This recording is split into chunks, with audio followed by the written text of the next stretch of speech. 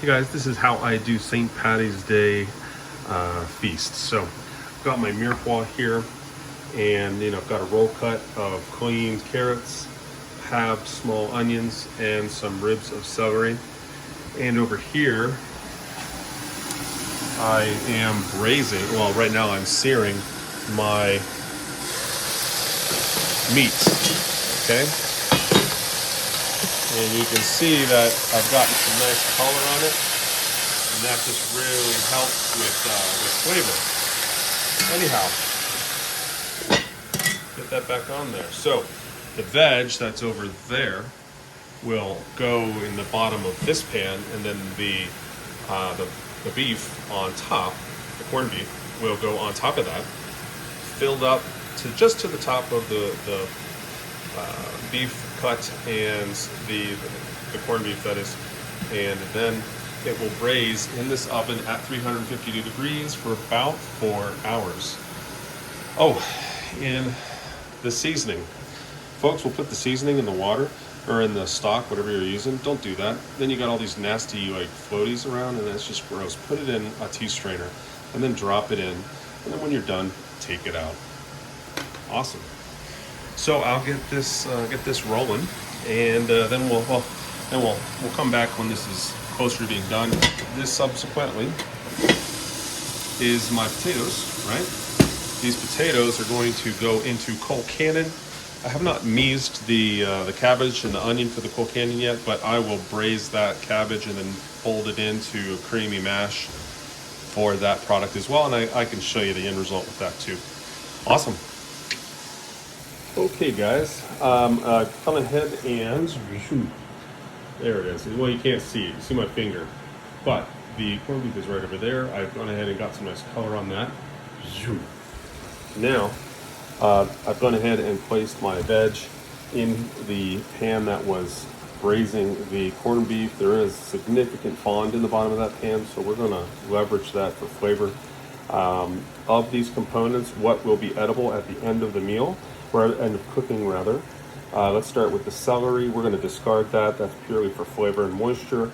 These carrots are gonna be wonderfully glazed with some butter. They'll be fork tender. And if you're into braised onions, those are edible as well. We'll just pull the toothpicks out of there and we put them on the side. That's one of my favorites actually. So let's go ahead and grab the corned beef.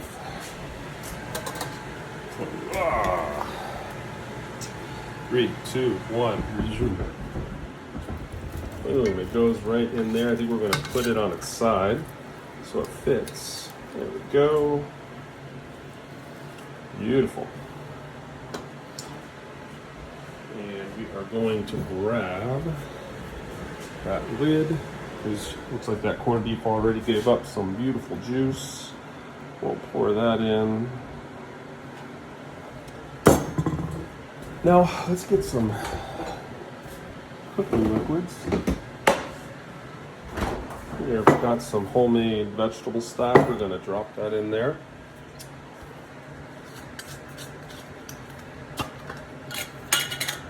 Okay, see how far that gets us. That gets us some nice liquid.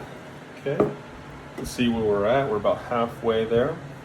I am going to put a little additional fluid in there, so give me just a moment while I grab that. Okay guys, so I've got almost an equal amount of chicken stock that I had, so I'm just using up the last of my stocks that I had in my pantry that I made.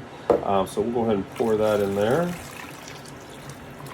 And I think that is a very fine amount of braising liquid, so let's go ahead and we will take this bad boy and drop those delicious seasonings in there. And yeah, let's go ahead and put the lid back on. Bye-bye. And we'll see this guy in about 4 hours. I'm going to go ahead and stick him in that hot oven right there. So again, 350.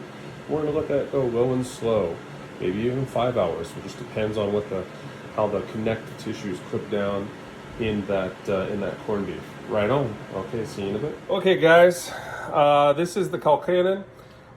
It is effectively mashed potatoes with salt, pepper, butter, and cream. These are the sweated cabbage. I usually put some kind of protein in there. In this case, it's a little bit of sausage that I cooked down and minced, garlic, onion, and you mix it all together. And this is how I typically will do Colcannon. Now, if I'm feeling really fancy, I would roast my potatoes, jacketed, and then push them through a ricer. But as it stands, I'm feeling lazy today. And this is how I do it. Now, when we serve this, I will finish this with scallion or chive. In this case, it's a scallion. But it'll give it great color, freshness in the bite. So, that is how I do that, guys. See you in a bit. Okay, guys, so the 4 hours later, we've got our corned beef here. It is nice and tender. Whoa, see my hand there. There we go. It just pulls right apart. It is good to go. You can see the tender carrots and the onions over here. Well, they're all around the edge there. Yeah, and then there's the celery. It has done what it needs to do. We'll go ahead and chuck that. So I'm going to let this cool down. I will pull the meat. We'll rest it for about 10 minutes. I will separate the onions and the carrots and from the jus. And the jus I will make a quick pan sauce. And that is it. Guys, it's one of the easiest dinners you can do. Such a good one.